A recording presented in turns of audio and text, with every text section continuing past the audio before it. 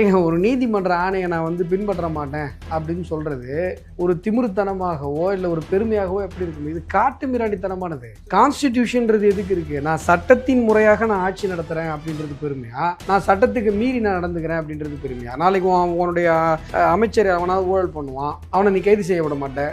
இதே நீ நம்ம பேசிட்டு இருக்க தருணத்துல இன்னைக்கு காலையில வந்த ஒரு செய்தி சார், அமைச்சர் கேநீர் அவர்களுக்கு எதிராக எஃப்ஐஆர் பதிவு செய்ய வேண்டும் என்று இடி வந்து தமிழக அரசுக்கு அழுத்தம் கொடுத்திருக்கு. வழக்கம் போல வந்து நீங்க பதிவு செய்வாங்க நினைக்கிறீங்க எஃப்ஐஆர்?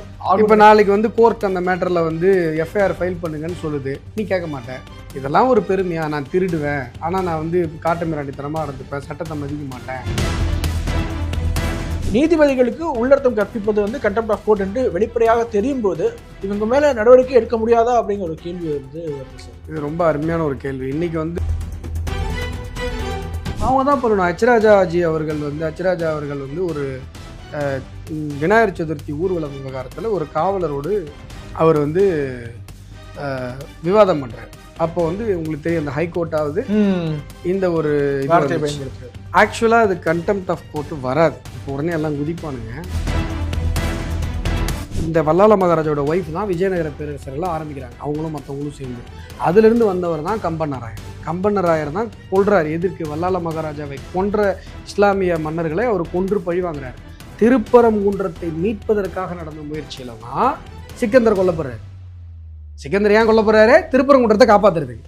நீங்கள் திருப்பரங்குன்றத்துக்கு மேலே கொண்டு போய் அவருக்கு வந்து தர்கா வைக்கிறீங்க, அது ஒரு பக்கம் இருக்கட்டும். அந்த மலையவே சிக்கந்தர் மலைங்கிறீங்க. இப்போ சார் கலவரத்தை தூண்டுறோம், அவங்கள ஏன்ப்பா நீங்கள் கேட்கல? பலி கொடுக்க போனவன் ஏன் கேட்கல? ஏன் சிக்கந்தர் மலைன்னு சொன்னாங்களே, ஏங்க திருப்பரங்குன்றம் இந்துக்கள் இத்தனை வருஷமாக சொல்கிறாங்க. நீ யோசிச்சு பாருங்க, மசூதியிலேருந்து 15 மீட்டருக்கு அந்தாண்ட ஒரு விளக்கு தூண்டுறது 365 நாளில் ஒரே ஒரு நாள் விளக்கு ஏற்றுறதுனால இஸ்லாமியர்கள் மனதை அப்படியே புண்பட்டு புலக்குன்னு விழுந்துரும் அப்படின்னு சொல்கிற நீங்கள்.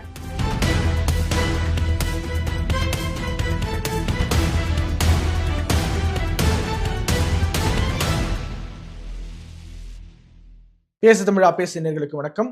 இன்று நம்முடைய அரங்கத்திற்கு பாஜகவினுடைய மாநில செயலாளர் திரு அஸ்வத்தாமன் அவர்கள் வந்திருக்காரு. அவரோட தான் அந்த திருப்பரங்குன்ற விவகாரம் தொடர்பாக விரிவாக பேச போறோம். சார் வணக்கம். வணக்கம். திருப்பரங்குன்ற விவகாரம் தமிழ்நாட்டில் மிகப்பெரிய பேசுபொருள் ஆகியிருக்கு. அது குறித்து நிறைய தலைவர்கள், எதிர்கட்சியை சேர்ந்த திமுக கூட்டணி கட்சிகளை சார்ந்த நிறைய தலைவர்கள் நிறைய கமெண்ட்ஸ் பாஸ் பண்ணியிருக்காங்க. அது குறித்து ஒரு நாள் கேட்க நீங்க பதில் சொல்லுங்க. அதுக்கு முன்னாடி எதிர்த்தரப்புலேருந்து வைக்கக்கூடிய ஒரு முக்கியமான வாதம் என்னன்னா, நீங்க வந்து நீதிமன்ற தீர்ப்பை அமல்படுத்த மாட்டீங்களா அப்படின்னு கேட்குறீங்க. ஆனா சபரிமலை விவகாரம் வந்தபோது, அதற்கு ஒரு தீர்ப்பு வந்தபோது இதே பாஜக கூட்டம் தான் வந்து அதை எதிர்த்து களத்தில் நின்று உள்ளேயே விடக்கூடாது என்று கேரளாவில் போராடியது. இது வந்து உங்களுக்கு இரட்டை நிலைப்பாடா தெரியலையா அப்படின்னு கேள்வி கேட்குறாங்க. இது பதில் சொன்னாங்க. ஒரு அரசுக்கும் ஒரு கட்சிக்கும் வித்தியாசம் தெரியாத அறிவிலிகள் பேசுகிற ஒரு பேச்சு. ஒரு கட்சி அவங்களுக்கு என்ன ஸ்டாண்ட் வேணா இருக்கலாம், ஈவன் களத்தில் நின்று அவங்க பல விஷயங்களுக்காக போராடலாம், பிரச்சனை இல்லை. இப்போ உதாரணத்திற்கு திமுக என்கிற கட்சி இந்து விரோத கட்சி. திமுக என்கிற கட்சி இந்து விரோத கட்சியாக இருக்கலாம். திமுகவினுடைய ஆட்சி இந்து விரோத ஆட்சியாக இருக்கக்கூடாது, இருக்க முடியாது. அப்படித்தான் நீங்கள் வந்து ஒரு உயர்நீதிமன்ற ஆணையை நடைமுறைப்படுத்த விடமாட்டோம் என்று காவலர்களே நின்று பிரச்சனை பண்ணுறது அப்படிங்கிறது இந்திய அரசியல் வரலாற்றில் சுதந்திர இந்தியாவில் எங்கேயுமே நடந்தது கிடையாது. இது மிக மோசமான ஒரு காட்டாட்சிக்கான ஒரு உதாரணம். இதை வந்து ஹீரோயிசமாக பேசுகிறாங்க டிஎம்கே ஐடிவிங்கில், அறிவு கட்டத்தனமாக அதை ஹீரோயிசமாக பேசுகிறாங்க. இது அப்படி இருக்கக்கூடாது. ஏன்னா இந்த நாடு சட்டத்தின் ஆட்சி, rule of law. CMO PMO இவங்க எல்லாமே கான்ஸ்டிடியூஷன் அவங்களுக்கு கொடுத்த அதிகாரத்திற்கு உள்ளாகத்தான் செயல்பட முடியுமே ஒழிய, நீங்கள் எப்படி சொல்கிறீங்கல்ல, எத்தனை ஆணைகள் உச்சநீதிமன்றம், நாங்கள் பிஜேபி எடுத்த நடவடிக்கைக்கு எதிராக எத்தனை ஆர்டர் நிறைய இருக்கு. இப்போ எலக்டோரல் பாண்டே வந்து பாஜகவுக்கு எதிராக தான் வந்து எத்தனை ஆர்டரில் நாங்கள் வந்து பாஜகவுக்கு எதிரான்னு சொல்ல முடியாது. எலக்டோரல் பாண்டுன்னு ஒரு விஷயத்த சொல்கிறாங்க. நான் சொல்கிறது, ஆட்சி எடுத்த பல நடவடிக்கைகளுக்கு எதிராக உச்சநீதிமன்றம் பல ஆணைகளை சொல்லி இருக்கிறது. நாங்கள் ஃபாலோ தானே பண்ணியிருக்கோம். சரி, என்ன ட்ரெண்ட் ஆகுதுன்னா சார், இது ஹீரோயிசம்னு சொல்றீங்கல்ல, ஒரு காவல் அதிகாரி அங்கே களத்தில் நிற்கிறவர் அவர் சொல்றாரு, we are not allowing, we will face the consequences அப்படின்னு அவர் சொன்னது தான் திமுக எக்கோசிஸ்டத்தினுடைய ஒரு தாரக மந்திரமா, we are not allowing, we will face the consequences அப்படிங்கிறத அப்படியே ட்ரெண்ட் பண்றாங்க. அதே ஸ்டாலின் வாய்ஸில் கூட அந்த டைலாக்லாம் வந்துச்சு. அது ஏயா இல்லை வேற ஏதாவது பேசினாரா அப்படின்றது தெரில. இப்போ இன்னொரு டைலாக் வருது, அதையும் எடுத்து போட சொல்லுங்க. இப்போ என்ன வந்து விலைக்கு ஏற்றிட்டீங்களா, விலைக்கேற்ற வக்கில் இல்லை உங்களுக்கு அப்படின்னு சொல்லி இப்போ ஒரு காவலர் பேசினார் பார்த்தீங்களா, அதையும் எடுத்து போடுங்க. ஏன்னா ஒரு ஜனக்கூட்டம் இந்த மண்ணில் பெரும்பான்மையானராக இருந்தாலும் கூட, பெரும்பான்மை சமூகமாக இருந்தாலும் கூட, ஒரு சாதாரண ஒரு விலக்கேத்துறதுக்கு நீதிமன்றம் சென்று ஆணை பெற்றுவிட்ட பிறகும் கூட, இந்த ஆட்சியாளர்கள் அதை அனுமதிக்கவில்லை என்கிறது வரலாற்றில் பதியிட்டோம். இது பெருமைக்குரிய விஷயம் இல்லை பாஸ். ஏங்க ஒரு நீதிமன்ற ஆணையை நான் வந்து பின்பற்ற மாட்டேன் அப்படின்னு சொல்றது ஒரு திமிருத்தனமாகவோ இல்லை ஒரு பெருமையாகவோ எப்படி இருக்கும்? இது காட்டு மிராண்டித்தனமானது. கான்ஸ்டிடியூஷன்றது எதுக்கு இருக்கு? நான் சட்டத்தின் முறையாக நான் ஆட்சி நடத்துறேன் அப்படின்றது பெருமையா? நான் சட்டத்துக்கு மீறி நான் நடந்துக்கிறேன் அப்படின்றது பெருமையா? நாளைக்கு உன்னுடைய அமைச்சர் அவனாவது ஊழல் பண்ணுவான், அவனை நீ கைது செய்ய விட மாட்டேன். இதே நீ நம்ம பேசிட்டு இருக்க தருணத்துல இன்னைக்கு காலையில வந்த ஒரு செய்தி சார், அமைச்சர் கே நேரு அவர்களுக்கு எதிராக எஃப்ஐஆர் பதிவு செய்ய வேண்டும் என்று இடி வந்து தமிழக அரசுக்கு அழுத்தம் கொடுத்திருக்கு. வழக்கம் போல வந்து நீங்க பதிவு செய்வாங்கன்னு நினைக்கிறீங்க எஃப்ஐஆர்? இப்ப நாளைக்கு வந்து கோர்ட் அந்த மேட்டர்ல வந்து எஃப்ஐஆர் ஃபைல் பண்ணுங்கன்னு சொல்லுது, நீ கேட்க மாட்டேன். இதெல்லாம் ஒரு பெருமையா? நான் திருடுவேன், ஆனா நான் வந்து காட்டு மிராண்டித்தனமா நடந்துப்பேன், சட்டத்தை மதிக்க மாட்டேன் அப்படின்னா இதெல்லாம் எப்படி பெருமையா இருக்க முடியும்? தொடர்ச்சியாக திமுக தரப்புல இருந்து ஒரு கேள்வி கேட்கறாங்க. இத்தனை முறை நீங்க வந்து திமுக பார்த்து நீங்க ஊழல்வாதிகள் சொல்றீங்கல்ல, ஆனா யாருமே நாங்கள் வந்து திமுக காரர்கள் ஊழல் வழக்கில் தண்டிக்கப்படவே இல்லை, கடைசி வரை நிறுவனமே ஆகலை என்பது அவங்களுக்கு ஒரு ஃபிளெக்ஸா இருக்கு சார். இல்லை எனக்கு புரியலைங்க. இப்போ செந்தில் பாலாஜி வந்து ஒரு வருஷம் உள்ள இருந்துட்டு வந்தாரு. கிட்டத்தட்ட அந்த ஊழல் வந்து கிட்டத்தட்ட இப்போ நிரூபிக்கப்பட்டாகிவிட்டது, மக்கள் எல்லாருக்குமே தெரியும். அதே போல ஊழல் நடக்கலைன்றது ஒரு பெருமையா? நான் திருடுனேன் மாட்டிக்கலன்றது பெருமையா? நடக்கலைங்கிறது தான் பெருமை. அப்புறம் திருடல மாட்டிக்கலன்னு வைக்கமே இல்லாமல் சொல்லிட்டு இருக்காங்க திமுககாரங்க. ஏங்க நீங்கள் பாட்டிலுக்கு மேலே 10 ரூபா வாங்கினது யாருக்கும் தெரியாதா? இப்போ செங்கல்பட்டில் வந்து யாருமே இல்லாத ஊரில் காட்டுக்குள்ளே ஒரு பிரிட்ஜு கட்டுறாங்க. அரசாங்கத்திட்ட கேட்டால் இந்த பிரிட்ஜ் யாருக்கு கட்டுறாங்கன்னு எனக்கு தெரிலங்க அப்படின்னு சொல்லி இந்த லட்சத்தில் தான் உங்கள் அரசு எந்திரம் இருக்கிறது. ஆனால் இன்னொரு பக்கம் பார்த்தா எல்லா பக்கமும் ஊழல்.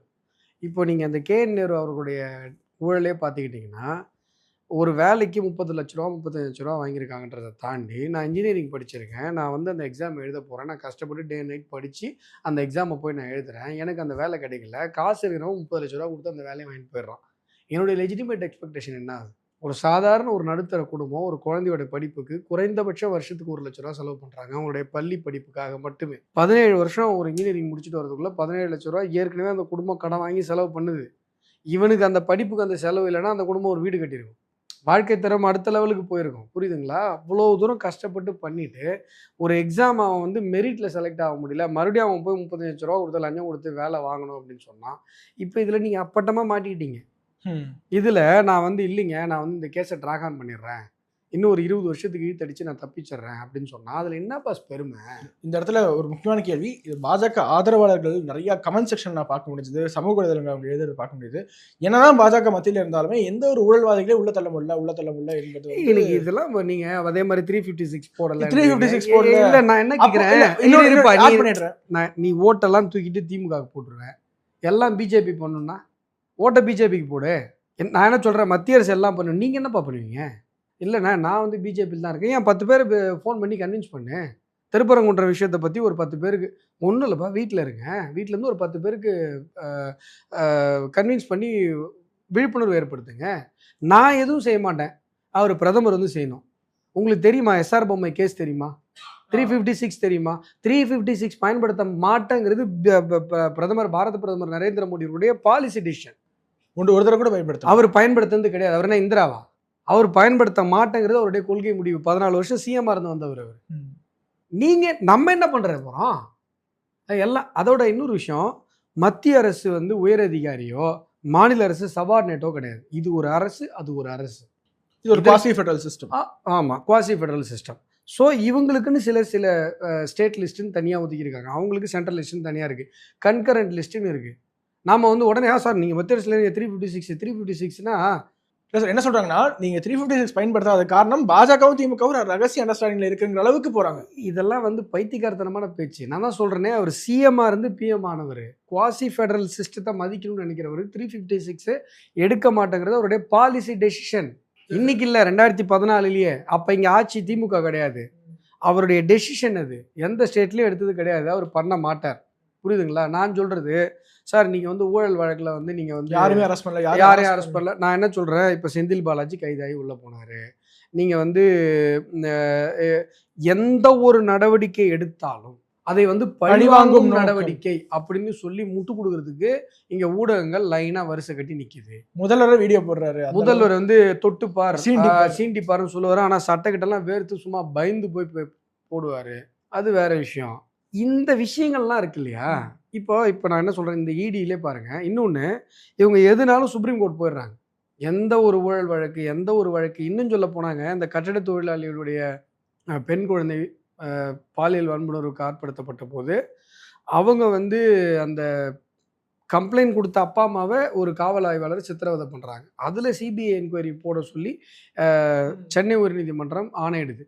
அதுக்கு சுப்ரீம் கோர்ட்டுக்கு போய் கோடிக்கணக்கில் செலவு பண்ணி ஸ்டே வாங்கிட்டு வராங்க. புரியுதுங்களா? இவங்க வந்து இந்த மாதிரியான சட்டத்தில் இருக்கிற ஓட்டைகளை பயன்படுத்தி தப்பிச்சுக்கிட்டே இருக்கணுன்றதான் இவங்களுடைய, அதாவது என்ன சொல்கிறது, ஹேபிச்சுவல் அஃபண்டராக இருக்குது இந்த கவர்மெண்ட். ஒரு தப்பு 2 தப்பு கிடையாது. இவங்க ஹேபிச்சுவல் அஃபண்டரு.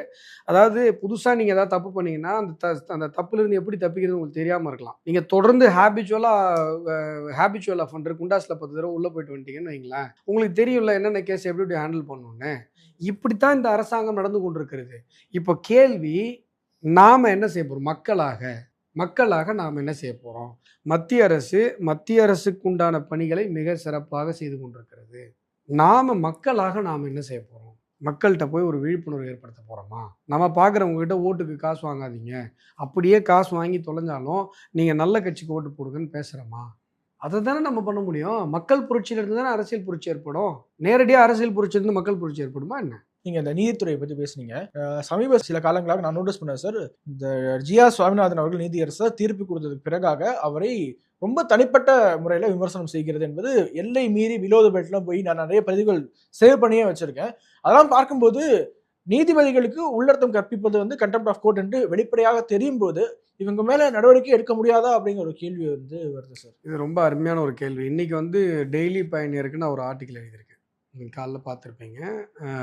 அதில் வந்து மிக தெளிவாக இந்த விஷயத்தை நான் சொல்லியிருக்கேன். இப்போ இவங்களுடைய நோக்கம் என்ன அப்படின்னு சொன்னால், நீதி அரசர்கள் மீது பழியை போடுவது, அவர்கள் மீது சாயம் பூசுவதை ஒரு நார்மலாக்க பார்க்குறாங்க. New normal. ஓல்டு நார்மல் என்ன? இந்துக்களை திட்டுறது. இப்படி தான் கொஞ்சம் கொஞ்சமாக ஆரம்பித்து அதை அப்படியே காமன் ஆக்கிட்டாங்க, நார்மல் ஆக்கிட்டாங்க. இப்போ நீதி அரசர்கள் மீது சேற்றை வாரி இழைப்பது, அவருடைய தீர்ப்புகளுக்கு உள்நோக்கம் கற்பிப்பது, இந்த மாதிரியான கேடுகட்ட கேவலங்களை எல்லாம் இவர்கள் செய்வதனுடைய நோக்கம் என்ன அப்படின்னு சொன்னால், அடுத்து வருகிற நீதிபதி இவர்களுக்கு எதிராக ஒரு தீர்ப்பை வழங்கும் பொழுது இதெல்லாம் அவங்க கண்ணு முன்னாடி வந்து போகணும். புரியுதா என்ன சொல்கிறது? இதுதான் இவங்க நோக்கம். இப்போ ஜி.ஆர். சுவாமிநாதன் அவர்கள் தனி நீதிபதி, நீங்கள் வந்து இல்லைங்க அவர் வந்து உள்நோக்கத்தோட இந்த ஆர்டரை போட்டார் அப்படி சொல்லி நீங்கள் சொல்கிறீங்க, சரியா? ஆமாம். மேலே டிவிஷனல் பெஞ்ச் அந்த 2 நீதிபதி இப்போ அடுத்து இப்போ சுப்ரீம் கோர்ட் போயிருக்கீங்க, அங்கேயும் உங்களுக்கு அகேன்ஸ்டாக ஆர்டர் வந்துச்சுன்னா அவங்களையும் திட்டுவீங்களா? இப்போ இந்த 2 இப்போ பெஞ்ச் ஆர்டர், அதான் நான் கேட்டேன். சட்ட அமைச்சர் 2014 பெஞ்ச் ஆர்டர் இருக்குது, இப்போ வந்து தனி நீதிபதி ஆர்டர் அப்படின்ற ஒரு சட்ட அமைச்சர் பேசுகிற பேச்சு. அது தனி நீதிபதி ஆர்டருக்கு மேலே நீங்கள் டிவிஷன் பெஞ்சுக்கு போய் அது டிஸ்மிஸ் ஆகிடுச்சு. இப்போ இது தனி நீதிபதி ஆர்டர் கிடையாது, பெஞ்ச் ஆர்டர். 2025 ஒரு பெஞ்ச் ஆர்டர் இருக்கும்போது நான் 2014 பெஞ்ச் ஆர்டர் தான் ஃபாலோ பண்ணுவேன்னு சொன்னால் எவ்வளோ பெரிய முட்டாள்தனம். இது கோர்ட்டில் இந்த ஆர்கியூமெண்ட்லாம் வச்சு செல்லாமல் தானே நீதிமன்றம் ஒரு ஆணையை கொடுத்துருக்கு. அப்புறம் மீடியா முடி ப்ரெஸ் மீட் முடி வந்து ஆர்கியூ பண்ணால் அறிவு இருக்கிறவங்க யாராவது செய்வாங்களா? இப்போ மாண்புமிகு நீதி அரசர் ஜி.ஆர். சுவாமிநாதன் அவர்கள் மீது நீங்கள் இந்த மாதிரியான ஒரு களங்கம் கற்பித்து இந்த மாதிரியெல்லாம் பண்ணி ஒரு ட்ரெண்டு செட் பண்ணுறாங்க. எதுக்காக அப்படின்னா, இதே சென்னை உயர்நீதிமன்றம் தான் பொன்முடி அவர்களுடைய வழக்கை துரிதப்படுத்தியது. ஞாபகம் இருக்கா? இதே சென்னை உயர்நீதிமன்றம் தான் மற்ற பல இன்னும் 2-3 அமைச்சர்கள் வழக்குகளை துரிதப்படுத்தியது. இதில் ஒரு டெஸ்ட் ட்ரையல் எடுத்து பார்த்துட்டு என்ன பண்ணுவாங்கன்னா, அடுத்து ஊழல் வழக்கில் வரும்போது அவங்க மேலேயும் இந்த மாதிரி ஒரு புதிய வரி இறைப்பாங்க. நீங்கள் கோர்ட்டை பொறுத்த வரைக்கும் எத்தனையோ நீதிபதிகள் திமுகவினுடைய வழக்கறிஞர் பிரிவிலிருந்து பதவியில் இருந்தவங்களெல்லாம் நிறைய பேர் இன்றைக்கும் இருக்காங்க நீதிபதிகளாக. கம்யூனிஸ்டில் டைரக்ட் கம்யூனிஸ்டாக இருந்தவங்க நீதி அரசர்களாக இருந்திருக்காங்க. நீங்கள் வந்து அவங்களுடைய இதெல்லாம் வச்சுட்டு நீங்கள் வந்து குற்றம் சுமத்த போனீங்க அப்படின்னு சொன்னால் ஒரு நீதிபதி கூட இதிலேருந்து வந்து விதிவிலக்காக இருக்கவே முடியாது. ஆனால் இது வந்து சட்டப்படி குற்றம். எப்படி நடவடிக்கை எடுக்க முடியும்? நான் வந்து மறைந்த நெல்லை கண்ணன் இருக்காரு இல்லையா, அவர் மேலே நான் வந்து ஒரு கண்டெம்ட் ப்ரொசீடிங்ஸ் இனிஷியேட் பண்ணேன். இப்போ வந்து 2 விஷயம் இருக்குது. கண்டெம்ட் ஆஃப் கோர்ட்டில் வந்து 2 விஷயம் இருக்குது. ஒன்று, நீதிமன்றமே முன் வந்து கண்டெம்ட் ஆஃப் கோர்ட்டு போடணும். இதை ஏன் இப்பொழுது வரை சென்னை உயர்நீதிமன்றம் பதிவாளரோ மற்ற நீதி அரசர்களோ இன்னும் இதை பண்ணலைன்னு எனக்கு தெரியல. அவங்க ஏன்னா, சுமோட்டோவா பண்ணுமா? அவங்க தான் பண்ணணும். அச்சராஜாஜி அவர்கள் வந்து ஒரு விநாயகர் சதுர்த்தி ஊர்வலம் விவகாரத்தில் ஒரு காவலரோடு அவர் வந்து விவாதம் பண்றாரு. அப்போ வந்து உங்களுக்கு தெரியும் அந்த ஹைகோர்ட்டாவது இந்த ஒரு வார்த்தையை பயன்படுத்துறாரு. ஆக்சுவலாக அது கண்டெம்ட் ஆஃப் கோர்ட்டு வராது. இப்போ உடனே எல்லாம் குதிப்பானுங்க. கண்டெம்ட்னா முதல்ல என்ன நான் சொல்கிறேன் கேளுங்க. கண்டெம்ட் ஆஃப் கோர்ட் ஆக்ட் படிக்கணும் நீங்கள். அதில் என்னென்னா, நீங்கள் ஒரு டெரோகேட்டரி ஸ்டேட்மெண்ட்டை சொல்லி அதை நீங்கள் ஸ்ப்ரெட் பண்ணணும். பப்ளிக் டொமைனில் நீங்கள் வைக்கணும். அது அப்படி கிடையாது. அவர் எங்கேயோ பேசிட்டார், எவனோ ஒருத்தர் ரெக்கார்ட் பண்ணி போடுறான். அவர் ரெக்கார்ட் பண்ணல அது. ஆனால் இன்றைக்கு ஜிஆர் சுவாமிநாதன் அவர்கள் மீது திமுகவினுடைய பதவியில் இருப்பவர்கள், பொறுப்பில் இருப்பவர்கள் ஓப்பனாக பொது மேடையில் வந்து பேசுகிறாங்க. அவங்களுடைய சமூக வலைதளங்களில் பதிவு பண்ணுறாங்க. Direct contempt. புரியுதா என்ன சொல்கிறது? அதை ஸ்ப்ரெட் பண்ணணுன்ற நோக்கத்தோட பண்ணுறாங்க. இப்போ நானும் நீயும் ஒரு விஷயம் உட்காந்து நம்ம ரூம்குள்ளே 4 வால்குள்ளே பேசிகிட்டு இருக்கோம். ஒருத்தங்க ரகசிய கேமரா வச்சு எடுத்துடுறாங்க, இல்லை அவங்க ரெக்கார்ட் பண்ணுறாங்க, நமக்கு பிரகஞ்சே இல்லை, அவங்க எடுத்துடுறாங்க. அதுவும் இப்போ இது மாதிரி நம்ம ஒரு இன்டர்வியூவில் நான் உட்காந்து பேசுகிறதும் ஒன்றாயிடாதுல்ல. ஏன்னா அவங்களுக்கு தெரியும் ரெக்கார்ட் பண்ணுறாங்க, நம்ம போடுவாங்க. ரெண்டுத்துக்கும் சைட்டேஷன் வேல்யூ இருக்குல்ல. இப்போ நானே இருக்கேன், இப்போ நீ கேமரா ஆஃப் பண்ணதுக்கப்புறம் மேபி நான் வந்து சாதாரணமாக கலோக்கிலாம் நான் பேசுவேன், அதை நீ ரெக்கார்ட் பண்ணிட்டு பாருங்கள் நீங்கள் எப்படிலாம் பேசுகிறீங்கன்னா அது எப்படி? அப்படித்தான் ராஜா அவர்கள் பேசுனதும் நீங்கள் ரெக்கார்ட் பண்ணிட்டு போட்டீங்க. ஆனால் அது அவர் பப்ளிக் டொமைனில் போடலை. ஒன்று. ரெண்டாவது, அந்த காவலருடைய ஆட்டிடியூடை தான் அந்த வார்த்தையை பயன்படுத்தி அவர் சொன்னாரே ஒழிய உயர்நீதிமன்றத்தை சொல்லலை. இந்த காவலர் வந்து உயர்நீதிமன்ற ஆணையில் சொல்லப்படாத விஷயங்களை எல்லாம் சொன்னதாக சொல்லி விநாயகர் சதுர்த்தி கேஸ் நடத்தினோம். நான் எனக்கு தெரியும் அந்த ஆர்டரில் என்னெல்லாம் இருக்குன்னு சொன்னதாக சொல்லி காவல்துறை அந்த நேரத்தில் ஏமாற்ற முயற்சி பண்ணுது. அதை தூக்கிட்டு வந்து அவர் என்ன சொன்னார்? அது அந்த காவல்துறையினுடைய ஆட்டிடியூடை தான் சொன்னார் ஒழிய இதை சொல்லலை. ஆனால் அதுக்கு வந்து சென்னை உயர்நீதிமன்றம் தாமாக முன் வந்து கண்டெம்ட் ஆஃப் கோர்ட் இனிஷியேட் பண்ணி அவரை நீதிமன்றத்தில் அவர் வந்து அப்பீர் ஆகி அவர் வந்து அப்பாலஜி அஃபிடேவிட் போட வச்சு நடவடிக்கை எடுத்துச்சு. இங்கே என்ன சார் பண்ணுறீங்க? நாளைக்கு இப்போ இந்த நீதிபதிக்கு நடக்கிறது இன்னொரு நீதிபதிக்கு நடக்காதா? நாளைக்கு நீங்கள் ஒரு ஊழல் வழக்கில் திமுகவுடைய அமைச்சரை தண்டிக்கும் போது இதே மாதிரி பண்ண மாட்டாங்களா? நீதிமன்ற பதிவாளர் என்ன செய்து கொண்டிருக்கிறார்? இந்த கேள்வியெல்லாம் எழுது ஒரு பக்கம், அதை அப்படியே வச்சிருங்க சார். இப்போ நான் கிரண், தனிப்பட்ட கிரண் சார், நீதிமன்றம் பண்ணலை சார். நீதிமன்றம் கூட ஸ்பெசிஃபிக்காக இங்கே என்ன பண்ணுது அங்கே என்ன பண்ண மாட்டேது சார். ஒருவேளை அரசை பார்த்து பயப்படுதா சார்? தெரில சார் அப்படின்னு நீங்கள் நினைக்கிறீங்கன்னு வைங்களேன். நீங்கள் கண்டெம்ட் ஆஃப் கோர்ட் எப்படி மூவ் பண்ண முடியும் அப்படின்னா, அட்வொகேட் ஜெனரல் இருக்கார் இல்லைங்களா, அவர்கிட்ட போய் நீங்கள் பெட்டிஷன் கொடுக்கணும். நான் கொடுத்து இது வரைக்கும் 3 கண்டெம்ட் அது மாதிரி நான் இனிஷியேட் பண்ணியிருக்கேன். ஒரு முறை ஒரு குறிப்பிட்ட நீதி அரசர் முன்னாடி கிறிஸ்தவ மிஷினரிகளுடைய கேசஸ் எதுவும் வரக்கூடாதுன்னு சொல்லி கம்யூனிஸ்ட் அட்வொகேட்டுங்கெல்லாம் சேர்ந்து ஒரு மனு ஒன்று கொடுத்தாங்க. ஞாபகம் இருக்குங்களா அந்த இஷ்யூ உங்களுக்கு? கிறிஸ்டியன் இன்ஸ்டிடியூஷன்ஸ்லாம் முன்னாடி டெக்கோரமாக இருந்தது, இப்போல்லாம் ரொம்ப கவலைக்கிடமாக இருக்குன்னு சொல்லி அவர் அவருடைய ஜட்ஜ்மெண்ட்டில் சொல்லியிருந்தார். அது அந்த கேஸில் அந்த மாதிரி ஒரு டிமாண்டிங் சுச்சுவேஷன் இருந்தது. அதுக்காக நீங்கள் வந்து அவர் மேலேயே ஒரு மிகப்பெரிய களங்கத்தை போட்டு இந்த மாதிரி ஒன்று பண்ணாங்க. அப்போ வந்து அது வந்து சட்டப்படி தப்பு. மும்பை நீதிமன்றத்தில் இந்த மாதிரி ஒரு வழக்கு, இதே மாதிரி ஒரு வழக்கு ஒரு குறிப்பிட்ட நீதி அரசர் மீது கலங்கம் சுமத்தி குறிப்பிட்ட வழக்குகள் வரக்கூடாதுன்னு சொல்லி அவர் மேலே கொடுத்து அவங்க மேலே கண்டெம்ட் பனிஷ் பண்ணி அது சுப்ரீம் கோர்ட்டில் போய் பெட்ரஸ் ஆச்சு. அந்த ஜட்ஜ்மெண்ட்டை வச்சுக்கிட்டு நான் ஒரு கண்டெம்ட் இனிஷியேட் பண்ணேன். அட்வொகேட் ஜெனரல்கிட்ட தான் நீங்கள் போய் கொடுக்கணும், நேரடியாக கோர்ட்டில் போட முடியாது. அட்வொகேட் ஜெனரல்கிட்ட போய் கொடுக்கணும். இப்போ நெல்லை கண்ணன் அவர்கள் இதே மாதிரி விஜய் விவகாரத்தில் நீதி அரசர் மேலே ஒரு அவதூறாக பேசியிருந்தார். அவர் மேலே நான் கொடுத்துருந்தேன். அவர் அந்த ப்ரொசீடிங்ஸ் இருக்கும்போதே அவர் மறைஞ்சிட்டார். இப்போ அட்வொகேட் ஜெனரல் யாருன்னா திமுக அப்பாயிண்டட். புரியுதுங்களா? இருக்கிற பிரச்சனை என்னன்னு புரியுதுங்களா? இது வந்து நீதிமன்றம் தான் இதில் எடுக்கணும். அதுதான் ப்ராப்பர் வே. நீங்கள் அட்வொகேட் ஜெனரல்கிட்ட போனீங்கன்னா அட்வொகேட் ஜெனரல் வந்து அப்பாயிண்டட் பை டிஎம்கே. சபாநாயகரே திமுகவுக்கு ஜிங்கு ஜிங்குன்னு இருக்கிறாரு. இப்போ எலெக்ஷன் வந்தோடனே பார்த்தீங்களா அப்பாவுக்கு பேச்செல்லாம் ஏற்கனவே ரொம்ப தரலோக்கல் தான் பேசுவார். இப்போ இறங்கி அடிக்கிறாருன்னா சீட்டு கிடைக்கணும், ஜெயிக்கணும். ஒரு சபாநாயகருக்கு உண்டான அந்த சபாநாயகர் பதவிக்கு உண்டான மாண்பை கெடுத்து குடிசோர்வாகண்டா அப்பாவா அவர் சபாநாயகரே அப்படி இருக்கும்போது நீங்கள் இதெல்லாம் என்ன சொல்ல முடியும்? அப்போ நீங்கள் அவங்க தான் என்ன பண்ணணும், காக்னிசன்ஸ் எடுத்து அதை வந்து இனிஷியேட் பண்ணி கோர்ட்டுக்கு. எத்தனையோ வழக்குகள் பெண்டிங்ல இருக்கு. உதாரணத்துக்கு ஜிஆர் சுவாமிநாதன் அவர்கள் நீதியரசர் அவரே வந்து இனிஷியேட் பண்ணுறாருன்னா அவருக்கு அவ்வளோ டைம் இருக்குமா சார்? அதாவது இவ்வளோ பெண்டிங் இருக்கு, நம்ம மேலே இவ்வளோ இப்படி ஒரு இந்த வழக்கில் நீங்கள் ஒரு சூட்சமத்தை புரிஞ்சுக்கோங்க. இப்போ ஒருவேளை இவரே வந்து முன்னெடுக்கிறார் ஒரு சமூக வலைத்தள பதிவுக்கு ஜிஆர் சுவாமிநாதன் அவர்களே கண்டெம்ட் இனிஷியேட் பண்ணுறாருன்னா அந்த கண்டெம்ட்டை அவர் விசாரிக்க முடியாது. கிரிமினல் கண்டெம்ட், சிவில் கண்டெம்ட் கிடையாது. நீங்கள் ஒரு ஆர்டரை கொடுத்து ஒபே பண்ணலன்னா சிவில் கண்டெம்ட். இதெல்லாம் கிரிமினல் கண்டெம்ட். ஜட்ஜு மேலே நீங்கள் அலிகேட் பண்ணுறது. கிரிமினல் கண்டெம்ட் நடந்திருக்குன்னு நீங்கள் ஃபீல் பண்ணீங்கன்னா நீங்கள் அந்த வழக்கை விசாரிக்க முடியாது. No one can be judge for his own case. ஜட்ஜஸுக்கே அந்த ஆனால் இனிஷியேட் பண்ணலாம். இனிஷியேட் பண்ணிட்டு நீங்கள் வேறு ஜட்ஜு கொடுத்துடணும். புரியுதுங்களா? இவர் என்ன நினைக்கிறாருன்னா நீதியை காப்பாற்றுறது என்னுடைய பணி அப்படின்னு கூட நினைக்கலாம். நீதியரசர் என்ன நினைக்கிறாரு எனக்கு தெரியல. ஆனால் அவங்க இனிஷியேட் பண்ணலாம், இன்னொருத்தவங்களுக்கு கொடுக்கலாம். ஆனால் இது பொதுவாக நீதிமன்றத்தினுடைய முதன்மை அமர்வோ அல்லது ரிஜிஸ்ட்ராரோ கூட இதில் முன் உடனடியாக நடவடிக்கை எடுக்க வேண்டும். இல்லைன்னா நீதித்துறையோட மாண்பு அகல பாதாளத்துக்கு போயிடு. இதில் பார்த்தீங்கன்னா சார், ஹரிபரந்தாமன் ஒருத்தர் இருக்கார், சந்துருன்னு ஒருத்தர் இருக்கார். அவங்க 2 பேரும் நீதிபதிகளாக இருந்தவர்கள். வெக்கப்படுறேன் சார், இவங்கெல்லாம் நீதிபதிகளாக இருந்தாங்க நினைக்கும் போதே எங்களுக்குலாம். நான்லாம் போய் உங்க முன்னாடி ரெப்ரசென்ட் பண்ணியிருக்கேன். உண்மையிலே நான் அருவருப்படைகிறேன் அவங்களுடைய பேச்செல்லாம் பார்த்து. நீங்கள் ஜட்ஜாக இருந்த ஒரு ஆள், இன்னைக்கு உங்கள் அரசியல் அறிப்புக்காக இப்படி சொரிஞ்சுக்கிறீங்களே, அந்த ஜட்ஜு பதவியோட டெக்கோரம் என்ன சார் ஆகுது? உங்களுக்கு கொஞ்சம் கூட வெக்கமா இல்லை? யோசிச்சு பாருங்க. நீங்களும் கம்யூனிஸ்ட் தானே, கட்சியில் பொறுப்பில் இருந்த ஆள் தானே நீங்கள் நீதிபதி ஆகலையா சார்? இந்த டெக்கோரம்னு சொன்னீங்களே சார், எல்லா இந்த எல்லைகளையும் மீறி பார்லிமெண்ட்குள்ள திமுகவுடைய பாராளுமன்ற உறுப்பினர்கள் RSS நீதிபதி என்று நேரடியாக குற்றம் சாட்டுற அளவு. அதுக்கு தான் அடுத்து நான் வரலாம்னு நினைச்சிட்டு இருந்தேன். இன்னைக்கு நான் என்னுடைய ஆர்டிக்கல் அதை சொல்லியிருக்கேன், பயணியர் ஆர்டிக்கல்ல அதை நான் சொல்லியிருக்கேன். இதுவே பார்லிமெண்ட் வெளியில சொல்லியிருந்தா, பார்லிமெண்ட்டுக்கு உள்ளேயே சொல்லக்கூடாது தம்பி. நீ பார்லிமெண்ட்டுக்கு வெளில சொல்லியிருந்தா கண்டெம்ட்னு சொல்ல வராதானே, பார்லிமெண்ட்டுக்கு உள்ள சொல்லக்கூடாது தெரியுமா? அதனால அவை குறிப்பில நீக்கியிருக்காங்க. ஆர்டிகல் 121 தம்பி. அதாவது contempt of court is an act, சரியா? பட் நீ பார்லிமெண்ட்டுக்குள்ள டிஆர் பாலு பேசினார்ல, அது கான்ஸ்டிடியூஷனல் வயலேஷன்.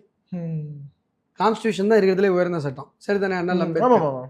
கான்ஸ்டிடியூஷன் 121 ஷரத்தில் என்ன சொல்றாங்க அப்படின்னு சொன்னா, நீதி அரசர்களை பற்றிய இந்த மாதிரியான விவாதங்களே கூட அன்டில் அதர்வைஸ் இம்பீச்மெண்ட் மோஷனில் மட்டும் நீங்கள் பேசலாம். இந்த மாதிரியான கோர்ட் ப்ரொசீடிங்ஸோட விவாதங்கள் சுப்ரீம் கோர்ட்டோ ஹைகோர்ட்டை பற்றி நீ பேசக்கூடாதுன்னு கிளியராக இருக்கு 121. அதே மாதிரி 122 என்ன தெரியுங்களா, கோர்ட்டில் பார்லிமெண்ட் ப்ரொசீடிங்ஸ் பற்றி பேசக்கூடாது. இதுதான் சார் செக் அண்ட் பேலன்ஸ் கான்ஸ்டிடியூஷனில்.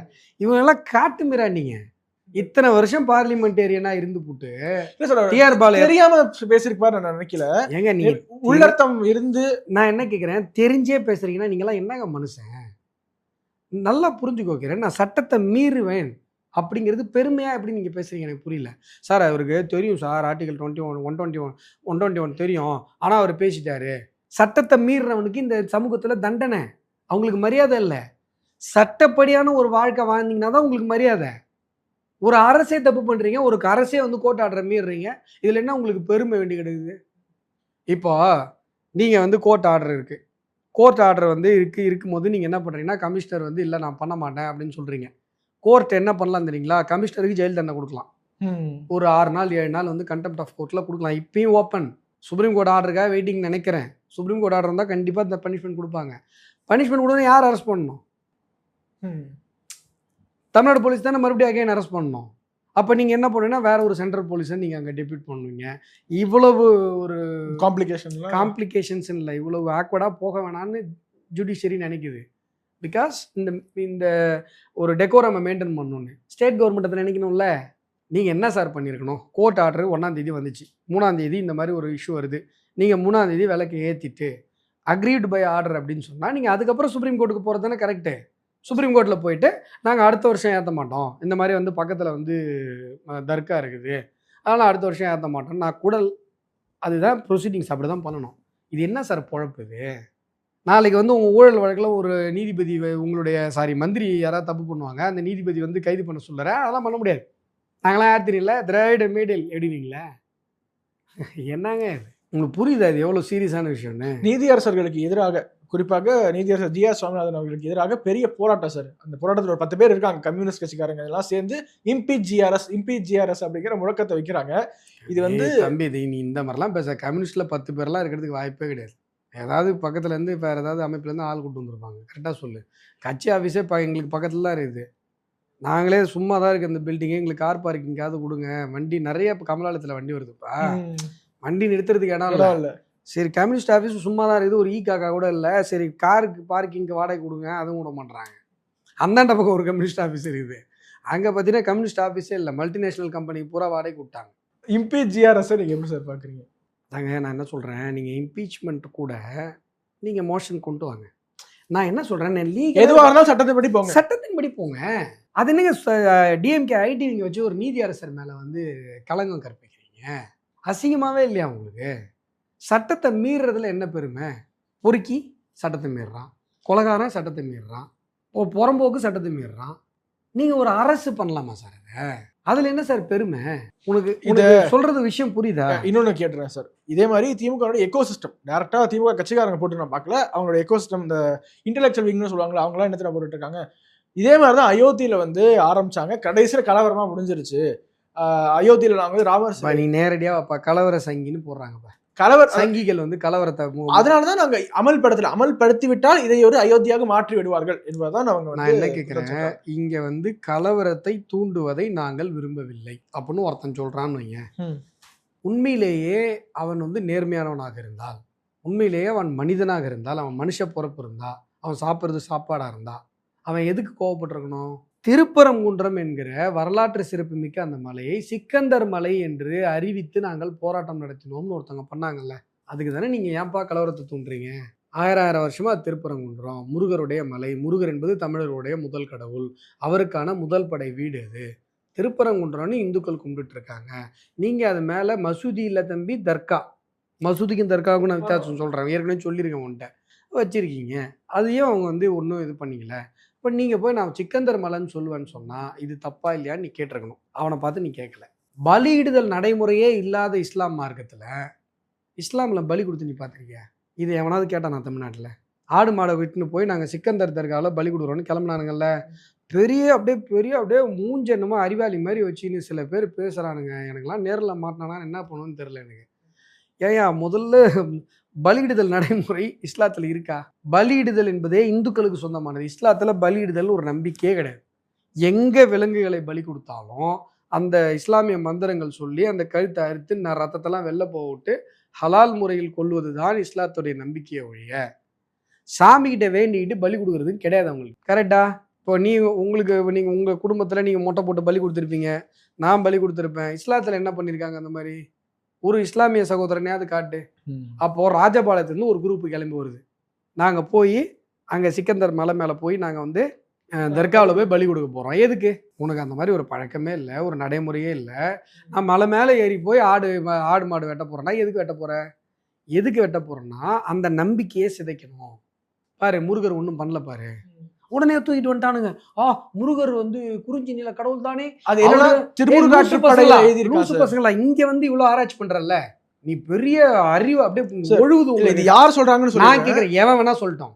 உங்களுக்கு அறிவு அப்படியே பொங்கி வழியுது இல்ல, நீ தான் பெரிய இது தானே. இஸ்லாத்துல பலியிடுதல் இருக்கா இல்லையா? இங்க வந்து டிசர்டேஷன் பண்றீங்களா? இங்க வந்து அப்படியே உங்க ஆராய்ச்சி அறிவெல்லாம், சார் முருகர் வந்து குறிஞ்சி நில கடவுள் சார், அவர் என்ன சார் சாப்பிட்டு இருப்பாரு, ஆகா சார் வாகா சார். திருமுருகாற்றுப்படையில இருந்து மேற்கோள் காட்டி பாருங்க, முருகருக்கு வந்து திருமுருகாற்றுப்படையில அந்த பாடலை காட்ட சொல்லுப்பா. இந்த மாதிரி சைட்டேஷன் எல்லாம் நான் 1000 பார்த்துட்டேன். அந்த சேவலை தூக்கி கூத்துனாங்க தானே, அவருக்கு வந்து சும்மா ஏதாவது சொல்ற படையல் கொடுப்பது. கிரண் நல்லா புரிஞ்சுக்கோ, இதை காட்டு. இந்த வந்து சேவலை தூக்கி குத்துனாங்க, மணி டிங்கி டிங்கின்னு ஆடிச்சு, இதெல்லாம் நம்புற அளவுக்குலாம் இன்னைக்கு யாரும் முட்டாள் கிடையாது. இன்னைக்கு நீ போய் ChatGPTல கேட்டா கூட எல்லா விஷயமும் வருது, புரியுதா? என்ன சொல்றாங்க, அசைவ கடவுளான முருகனை சைவ கடவுளா நீங்க கன்வெர்ட் பண்ணிட்டீங்க அப்படிங்கிறது ஒரு குற்றச்சாட்டு. நான் சொல்றது உனக்கு புரியுதா?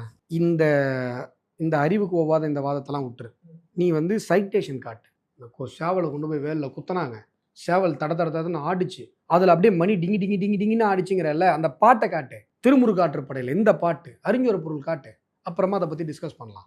இந்த மாதிரி வந்து தமிழ் சமூகத்தை ஏமாத்தின காலம்லாம் எப்பயோ முடிஞ்சு போச்சு, புரியுதா? ஒன்று. ரெண்டாவது, முருகன் பலி தான் கொடுத்தாங்க 1000 வருஷத்துக்கு முன்னாடி, வச்சுக்கோ, தப்பே இல்லை. யார் இப்போ சண்டை போட்டா? நாங்கள் இப்போ அங்கே நின்று போராடுறோம் பூரா நான்வெஜ் சாப்பிட்றவன். நீ என்னத்தை இப்போ ட்ரை பண்ண முயற்சி பண்ணுற? புரியுதா? நீ என்ன ட்ரை பண்ண முயற்சி பண்ணுற? நீ என்ன எதுக்கு ட்ரை பண்ணுற? அங்கே போராடுறவங்களாம் யார் நினச்சி நீ பேசிகிட்டு இருக்கிற? ஒன்று. அதுக்கும் சிக்கந்தர் மலையில போய் பலி கொடுக்கறதுக்கு என்ன சம்பந்தம்? அதனால என்ன சொல்றாங்க, அதுக்காக அது முருகன் அதை விரும்புவாருங்கிறத நிறுவுறாங்க சார். அதுதான் சொல்றேன், முருகர் வந்து திருப்பரங்குன்றன்ற பேரை மாத்திட்டு சிக்கந்தர் மலைன்றதை விரும்புவாரா? விரும்ப மாட்டாரு. இப்ப நான் என்ன சொன்னேன், சிக்கந்தர் மலைன்ற வார்த்தையை நான் பயன்படுத்தினேன். இன்னொரு கேள்வி, பலி கொடுக்கறது மேட்ரு, சிக்கந்தர் மலையில போய் பலி கொடுக்குறேன், அவனுக்கு விஷயம். அவங்களுக்கு என்னன்னா, நேரா போய் டெய்லி ஒரு ஆடா வெட்டி அதை ரத்த ஆறா ஓட விட்டு நீ வந்து 30 நாள் 40 நாள் விரதம் இருந்துட்டு போவ முருகனுக்கு மாலை போட்டுட்டு. அந்த பக்கம் பார்த்தோன்னா அப்படியே ரத்த ஆறா ஓடும். நீ என்ன பண்ணுவ சொல்லு? மனசு வேதனையா தான் இருக்கும். வேதனையா இருக்கும். வேற எதுவும் பண்ண மாட்டோம். இப்போ அப்ப நாங்க தமிழ்நாட்டுல இருக்கிற இத்தனை கோடி இந்துக்களும் முட்டாளு. நீ மட்டும் உனக்கு அறிவு எனக்கு ரொம்ப டென்ஷன் ஆகுது தம்பி இதுல. நீ என்ன பெரிய அறிவு கலைஞமான்னு நான் கேட்குறேன். நீ யோசிச்சு பாரு. நாங்கெல்லாம் இத்தனை வருஷமா முருகரை கும்பிடுவோமா? நாங்க பச்சை துண்டு போட்டுக்கிட்டு முருகனை போய் பார்க்கறதுக்கு 30 நாள் விரதம் இருந்து நான்வெஜ் எல்லாம் சாப்பிடாம நாங்க போய் பார்ப்போமா? நீங்க வந்து அது வந்து எப்படி தெரியுங்களா? அது முருகனு சார் பச்சை துண்டுன்னு சொன்னீங்களா சார்? இப்ப போராட வந்தவர்கள்ட்ட யாருமே பச்சை துண்டு இல்லையா சார்? காவி துண்டா மாறிடுச்சான் சார். அதனால முருகனை வந்து நீங்க ஒட்டுமொத்தமாக சொல்றது இல்லை. நீங்க எல்லாமே பண்ணுங்கப்பா. நீங்க உங்களுடைய ஆராய்ச்சிகள்லாம் எங்களுக்கு ரொம்ப சந்தோஷம் அளிக்குது. நீங்க வந்து முருகனுக்கு வந்து பாரத் மாதா கி ஜெயன், ஏன்னா பாரத மாதா வாழ்கன்னா முருகனுக்கு பிடிக்காதான். ஏன்னா முருகன் வந்து இங்க வேற வெளிநாட்டுல இருந்து வந்துட்டாருல்ல, இந்த தேசமே அவருக்கு பிடிக்காதுல்ல. அதானே சொல்ல வரீங்க? இது வரைக்கும் தமிழ்நாட்டு நான் என்ன கேட்கிறேன், தமிழகத்தினுடைய தலை சிறந்த முருக பக்தர் யாரு? Pasumpon Muthuramalinga Thevar latest version. அவர் என்ன சொன்னாரு? தேசியம் பாரத் மாதா கி ஜெய் தான் சொன்னாரு. அப்ப எங்க போனீங்க? அவரோட பெரிய முருக பக்தர்களா நீங்க? சார் இந்த சிக்கந்தர் தொடர்பாக சிக்கந்தர் யார் என்று நீங்க ஒரு விளக்கம் கொடுத்துருப்பீங்க. அது ட்ரெண்ட் ஆச்சு அந்த விவகாரம் ஆரம்பிக்குது. மீண்டும் ஒரு முறை இதை சொன்னா வந்து மக்களுக்கு இப்போ புரிஞ்சுக்க ஈஸியா இருக்கும். நல்லா புரிஞ்சுக்கோங்க. வல்லால மகாராஜா திருவண்ணாமலை ஆண்டவர். திருவண்ணாமலை வாசல்ல பார்த்தீங்கன்னா அவருக்கு வந்து சிலை இருக்கும். வல்லால மகாராஜாவை கொன்ற இஸ்லாமியர்கள், இந்த வல்லால மகாராஜாவோட ஒய்ஃப் தான் விஜயநகர பேரரசர்களை ஆரம்பிக்கிறாங்க. அவங்களும் மற்றவங்களும் சேர்ந்து. அதிலிருந்து வந்தவர் தான் கம்பநாராயர். கம்பநாராயர் தான் கொல்றார். எதற்கு? வல்லால மகாராஜாவை கொன்ற இஸ்லாமிய மன்னர்களை அவர் கொன்று பழி வாங்குறாரு. திருப்பரங்குன்றத்தை மீட்பதற்காக நடந்த முயற்சியில தான் சிக்கந்தர் கொல்லப்படுறாரு.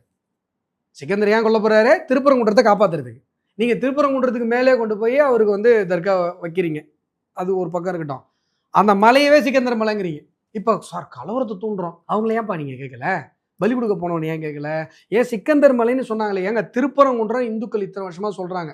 நீ யோசிச்சு பாருங்க, மசூதியிலிருந்து 15 மீட்டருக்கு அந்தாண்ட ஒரு விளக்கு தூண்டிருக்கு. 365 நாள்ல ஒரே ஒரு நாள் விளக்கு ஏத்துறதுனால இஸ்லாமியர்கள் மனதை அப்படியே புண்பட்டு புழக்கன்னு விழுந்துரும் அப்படின்னு சொல்ற நீங்க, ஆயிரம் வருஷமா திருப்பரங்குன்றம், இதே திருமுருகாற்றுப்படையில திருப்பரங்குன்றம் சொல்லப்படுற அந்த மலையை சிக்கந்தர் மலைன்னு சொன்னா இந்துக்கள் மனசெல்லாம், எங்க மனசெல்லாம் என்ன இதுவா? கல்லாலானதா? இல்ல கேட்குறேன், எனக்கு வேற ஏதாவது வருது. இப்போ புரியுதா உங்களுக்கு? இங்கே மட்டும் எக்ஸ்ட்ரீம் காஷியஸ் காட்டுறீங்க, அங்கே மட்டும் இந்து தானே, 2ஆம் தர குடிமக்கள் தானே, அவனுக்கு என்ன கிடையாது சாவட்டுங்கிறீங்க. என்னங்க இது? இவ்வளோ லாஜிக் பேசுறீங்கல்ல. இப்போ இன்னொரு விஷயம் நல்லா சொல்கிறேன் கேட்டுக்கோங்க. இது மசூதி கிடையாது, தர்கா. தர்கா வழிபாட்டில் இந்த இஸ்லாத்தில் இந்த போராட்டம் பண்ணுறவங்க, இந்த மாதிரி இது பண்ணுறவங்களாம் ஷிர்க் ஒழிப்பு மாநாடு நடத்துகிறாங்க தெரியுமா? ஆமாம் சார். இவங்களுக்கு தர்காவில் நம்பிக்கை கிடையாது. ஷிர்க் ஒழிப்புன்றதே தர்காவுக்கு நீ போகக்கூடாதுன்றது தான். மசூதிங்கிறது அந்த ஓரிரை கொள்கையில் ஓர் இறைவன் அல்லாஹ் வந்து வணங்குறது தான் மசூதி. தர்கா அப்படிங்கிறது என்ன அப்படின்னு சொன்னால், சூஃபிசத்தில் இஸ்லாமிய குருமார்கள் அவங்க வாழ்ந்து மறைந்தவர்கள், நம்மள சித்தர்கள் ஞானிகள்லாம் கும்பிட்றோம்ல, அது மாதிரி அவங்க என்ன பண்ணுறாங்கன்னா சூஃபிசத்தில் அந்த ஞானிகளுக்கு ஒரு வழிபாடு மையம் கட்டியே வழங்குவாங்க. அவங்க கூட இஸ்லாமிய மன்னர்களை வணங்க மாட்டாங்க. இவர் சிக்கந்தர் வந்து சூஃபி குருமார் கிடையாது, இஸ்லாமிய குருமார் கிடையாது, அஜ்ரத் கிடையாது, அவர் சுல்தான். சுல்தான்னா என்ன? ராஜா. ராஜாவுக்கு தர்காவே கிடையாது. தர்கா வழக்கத்துல இவங்களுக்கு நம்பிக்கை கிடையாது. யாருக்கு? இந்த குரூப்புக்கு. இவங்க தர்கா, இவர் நவாஸ் கனிக்கு தர்காவில் நம்பிக்கை கிடையாது. ஆனா நாங்க போய் தர்கா, என்னங்க அது? அப்போ என்னுடைய நம்பிக்கையை சிதைக்கிறதுக்கு தானே நீங்க இவ்வளவு வேலை பண்ணீங்க. சரி, இவ்வளவும் நடந்தது. இன்றைக்கும் சொல்றேன், உயர்நீதிமன்றம் சொன்ன 1 மணி நேரத்துல 25,000 பேர் எங்க திருப்பரங்குன்றத்துல எங்களால கூட்டம் முடிஞ்சுது. சரியா சார்? இந்த இடத்துல தான் லோக்கல் மக்கள் யாருமே இல்லை, எல்லாருமே இம்போர்ட்டட் அப்படிங்கிற வார்த்தையை பயன்படுத்துறாங்க. ஏன்னா இருந்து ஆடு தூக்கிட்டு போனாங்கல்ல தோல்ல, அவங்கலாம் திருப்பரங்குன்றம் முஸ்லீமா இல்ல, ராஜபாளையத்துலேருந்து கிளம்பி வந்தாங்க. அப்ப அந்த லாஜிக் எங்க அப்ளிகபிள் ஆகல? சரி, இவ்வளோ லோக்கல் பீப்புள் மேல கரிசனை போடுறீங்கல்லப்பா. திருவண்ணாமலையில நினைச்சாலே புண்ணியம் வைக்கிறேன்னு, ஆனா அங்க பிறந்தவங்களால அண்ணாமலையரை பார்க்க முடியாது. நீ கூட இப்ப போயிட்டு வந்தான்னு நினைக்கிறேன். இல்ல சார், லாஸ்ட் இயர் இன்னும் 1 வருஷம் ஆயிடுச்சா? அங்க வந்து திருவண்ணாமலை மண்ணுல பிறந்தவங்களால அண்ணாமலையார பார்க்க முடியாது. ஏன் சார்? உள்ள அலோடு கிடையாது. தெரியாதா உனக்கு? தெரியாது. வெளியூர்காரன் தான் பார்க்க முடியும். எங்க லோக்கல் ஆளுங்களால பார்க்க முடியாது. இப்போ எல்லா ஊர் கோயிலையும் லோக்கலுக்குன்னு ஒரு டைம் இருக்கும். 5:30 மணி ஒரு விடிகால கூட்டம் இல்லாத டைம்ல லோக்கல் ஆளுங்களாம் வந்து பார்த்துட்டு போகலாம். லோக்கலாக இருந்தாலும் கிடையாது, எதுவும் கிடையாது. நீ காசு கொடுத்து டிக்கெட் வாங்கிட்டு தான் வரணும். 1000 ரூபா 2000 அது இஷ்டம் போல் அடிச்சு விட்றானுங்க.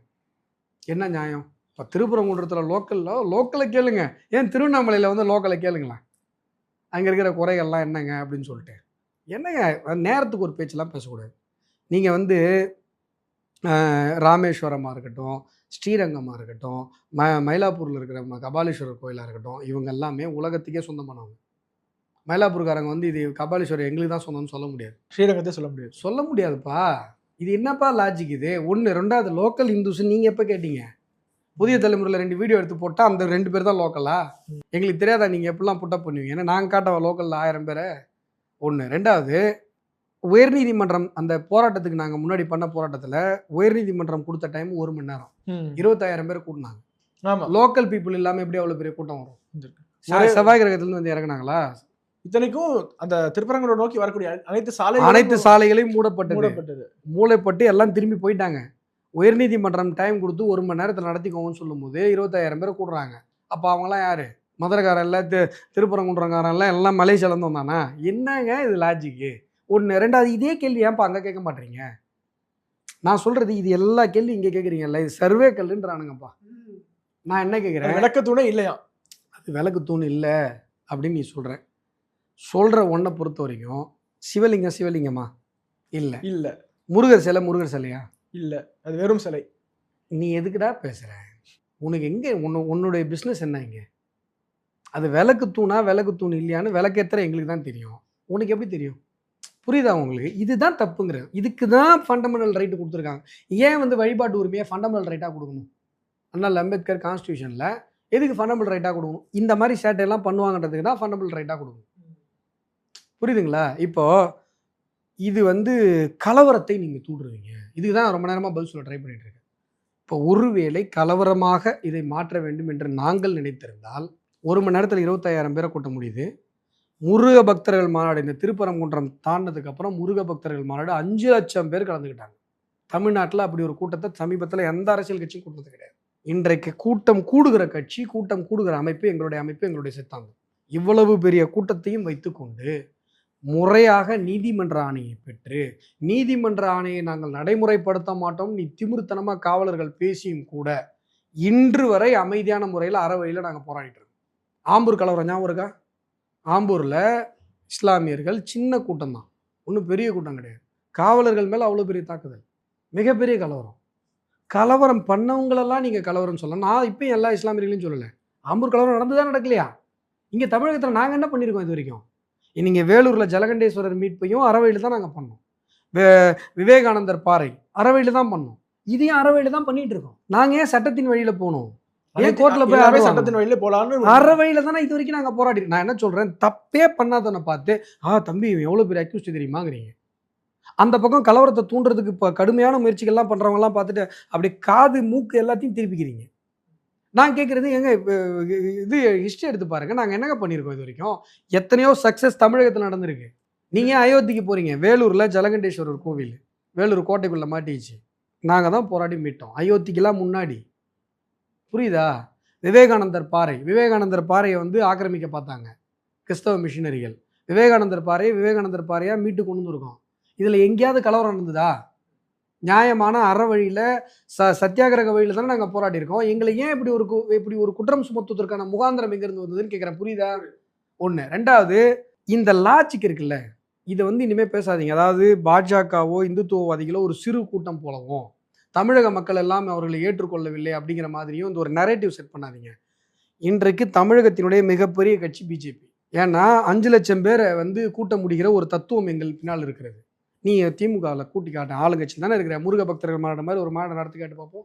கோட்டரை கொடுக்காத, கோழி பிரியாணி கொடுக்காத, காசு கொடுக்காத கூட்டு பார்ப்போம். காசு கொடுத்து கோழி பிரியாணி கொடுத்தா கூட நல்லா அவ்வளோ பெரிய கூட்டத்தை கூட்ட முடியாது. இன்றைக்கு வந்து 12% ஓட்டு 6 கோடி வாக்காளர்கள்னா 62 லட்சம் பேர் பிஜேபி வேணும்னு நினைக்கிறான் தமிழக மண்ணில். 6 கோடி பேரையும் ஓட்டு போடல சார். 60% 70% சார் ஓட்டு போட்டிருப்பாங்க. ப்ராபபிலிட்டி போடுங்க பர்சன்டேஜ். ஓட்டு போட்டவனுடைய பர்சன்டேஜும் ஓட்டு போடாதவனுடைய பர்சன்டேஜும் மெர்ஜ் பண்ணி தானே பார்க்க முடியும். அப்போ 72 லட்சம் பேர் பிஜேபி ஏற்றுக்கிறாங்களா தமிழகத்தில்? அப்புறம் எதுக்கு இங்கே உட்காந்துட்டு ஒரு நெரேட்டிவ் செட் பண்ணுவோம், பிஜேபி உள்ளே வந்து உட்காந்து உங்கள் கண்ணில் விரல விட்டு ஆட்டிகிட்டு இருக்கிறோம், 4 மேனியும் பொழுது ஒன்றமுமா பிஜேபிக்கு தான் நீ பதில் சொல்லிட்டு உட்காந்துருக்கிற, உன் சோஷியல் மீடியாவுக்குலாம் சம்பளம் கொடுத்து அதை தான் பார்க்குற, அது இல்லாமல் யூ டேனு, எக்ஸ் டேனு, ஒயிட் டேனு, ஃபேக்ட் செக்கு, வெங்காயம், வெள்ளை பூண்டு மொத்தமும் லட்சக்கணக்கில் சம்பளம்லாம் எங்ககிட்ட உட்காந்துட்டு எங்களுக்கு நீங்கள் கவுண்டர் ஆக்ஷன் பண்ணுறதுக்கு தான் உங்கள் வேலையை பார்த்துட்டு இருக்கிறீங்க. இன்னும் பிஜேபி உள்ளே வரல. நான் சொல்கிறேன், பிஜேபி இன்றைக்கு வலுவான சக்தியாக தமிழகத்தில் இருந்து கொண்டிருக்கிறது. இந்துத்துவவாதிகள் வலுவான சக்தியாக நாங்கள் இருந்து கொண்டிருக்கிறோம். நாங்கள் கலவரம் செய்ய நினைக்கவில்லை. அமைதியான முறையில் இவ்வளவு பெரிய ஜனக்கூட்டமும் அமைதியான முறையில் சத்தியாகிரக வழியில் அற வழியில் போராடி கொண்டிருக்கிறது. அவங்க மேலே அப்பாண்டமாக ஒரு சேத்த வாரி அரைக்காதீங்கன்னு தான் சொல்கிறேன். எங்கள் எல்லாருக்கும் நீங்கள் தானே சிஎம்மு, இந்துக்களுக்கும் நீங்கள் தானே சிஎம்மு. உங்களை வந்து ஒரு கிறிஸ்தவ பாதிரியார் வந்து நாங்கள் போட்ட பிச்சையில் தான் நீங்கள் திமுக ஆட்சியில் இருக்குன்னு சொல்லலாம். ஆனால் இந்துக்களுக்கும் பங்கு இருக்குல்ல, நாங்களும் ஓட்டு போட்டு தானே நீங்கள் ஜெயிச்சிங்க, எங்களுக்கு தானே நீங்கள் சிஎம்மாக இருக்கணும். நாங்கள் ஒரு விளக்கேற்றுறதுல நீங்கள் வந்து ஐயோ இஸ்லாமியர்கள் மனசு புண்பட்டுரும். அவங்களே சொல்கிறாங்க, இல்லைங்க ஏற்றிட்டு போங்க. நீங்கள் சொல்கிறல்லப்பா திருப்பரங்குன்றத்தில் லோக்கல் முஸ்லீம் ஏன்னா வேணாம் சொன்னானா காட்டு. அந்த விளக்கு தூணில் ஒரு நாள் கார்த்திகை அன்னைக்கு விளக்கு ஏற்றுறது எனக்கு பிடிக்கலன்னு திருப்பரங்குன்றம் லோக்கல் முஸ்லீம் யாராவது வேணாம் சொன்னானா? இல்லை சார், ஈஓ தான் வேணாங்கிறாரு. அப்புறம் அதில் வேற ஈஓ வந்து கோடிக்கணக்கில் செலவு பண்ணி சுப்ரீம் கோர்ட்டில் போய் அட்வொகேட்டுக்கு ஃபீஸ் கொடுத்தாரு. நம்ம காசில், நம்ம உண்டியலில் போய் கோயிலை வளர்க்குறதுக்காக போட்ட காசை எடுத்துன்னு போய் அங்கே போய் ஃபீஸ் விளக்கேற்றக்கூடாது. இதில் நான் கேட்குற ஒரு நியாயமான கேள்வி, தமிழக மக்கள் அத்தனை பேர் இது யோசிச்சு பார்க்கணும். திருப்பரங்குன்றம் 1000 ஆண்டுகள் பழமையான ஒரு மலை. அந்த மலையில் 365 நாளில் வருஷத்தில் ஒரு நாள் அந்த விளக்கு தூணில் விளக்கேற்றுறதுல அங்கேருந்து 15 மீட்டருக்கு அந்தாண்டு இருக்கிற தர்கா, இது கோவில், அது தர்கா. இது எதுக்கு வித்தியாசம் சொல்கிறேன்னா, ஏக இறைவனுக்கு யாரையும் இணை வைக்க முடியாது இஸ்லாத்தில். நீங்கள் சிக்கந்தர்லாம் அல்லாஹுக்கு இணை வைக்க முடியாது. நம்பிக்கை அடிப்படையிலே அதுக்கு வேல்யூ கம்மி. புரியுதா நான் என்ன சொல்கிறேன்னு? இது எனக்கு நம்பிக்கை அடிப்படையில் முருகன் தான் எனக்கு எல்லாம், அவரை தாண்டி எனக்கு எதுவுமே கிடையாது, முருகன் தான். அப்போது ஒரு நாள் ஒரு இடத்துல விளக்கேற்றுறதுல அங்கே இருக்கிற தர்காவிலேருந்து 15 மீட்ரு, விளக்குத்தூண்லேருந்து 15 மீட்டருக்கு அந்தாண்டு இருக்கிற தர்காவில் ஒரு நைட்டு அந்த விளக்கேறியதுல மனது புண்பட்டுரும் நீங்கள் சொல்கிறீங்க அப்படின்னு சொன்னால், இப்போ தமிழக மக்கள் எப்படி யோசிப்பாங்க? இப்போ ஒரு ஊர் இருக்குது, ஒரு ஊரில் 5 இஸ்லாமிய பெருமக்கள் குடும்பம் இருக்குது, அவங்களுக்கு ஒரு மசூதி இருக்குது. அங்கே வந்து ஸ்பீக்கர் கட்டி அவங்க பாங்க ஓதுறாங்க காலையும் சாயங்காலமும். எந்த இந்துவாதி இது வரைக்கும் தமிழகத்தில் போயிட்டு ஏங்க நாங்கள்லாம் முஸ்லீம் கிடையாதுங்க, நீங்கள் ஏங்க எங்கள் காதில் ஓடுற மாதிரி இவ்வளோ பெரிய ஸ்பீக்கர் கட்டி ஓதுறீங்க கேட்டிருக்காங்களா? 365 நாளும் காலையும் சாயங்காலமும் ஓதப்பட்டு கொண்டே இருக்கிறது கேட்டாங்களா? அப்போது இது எவ்வளோ பெரிய அக்கிரமம் இது. நான் ஓமலூரில் பேசுகிறேன், மசூதிக்கு எதிரில் நான் பேசுகிறேன், மசூதியில் நான் பேசிகிட்டு இருக்கும்போது பாங்க ஓதுறாங்க. என்னுடைய பேச்சை நிப்பாட்டிட்டு அந்த பாங்கு ஓதி முடிச்சதுக்கப்புறம் நான் என்னுடைய பேச்சை தொடங்குறேன். அவங்களுடைய இறை நம்பிக்கை, நான் பேசுகிறதும் அதுவும் கிராஸ் ஆகும், அவங்களுக்கு டிஸ்டர்பன்ஸ் ஆகும். இன்னொன்று, என்னுடைய உரையை அவங்க கேட்டுட்டு இருப்பாங்க. பாங்கு முடிச்சோடனே அவங்களும் வந்து என்னுடைய உரையை கேட்பாங்க. அவங்களுடைய ஒரு வழிபாட்டுக்கு நான் மரியாதை கொடுக்கணும். இது தானப்பா மத நல்லிணக்கம். இதை தான் நீதியாசர்களும் சொல்லியிருக்காங்க. நீதியாசர்கள் என்ன கருத்து தெரிவிச்சிருக்காங்கன்னா, இது ஒன் சைட் லவ்வாகவே இல்லை போயிட்டு இருக்கு. நாங்கள் மட்டும் உங்களை லவ் பண்ணுவோம், நீங்கள் மட்டும் அப்படின்னா என்னப்பா அது? என்ன நியாயம் இது? இதுக்கு மட்டும் பதில் சொல்லு. 365 நாளும் பாங்கு ஓதுது, எல்லா இந்துக்கள் வீட்லேயும் அது கேட்குது.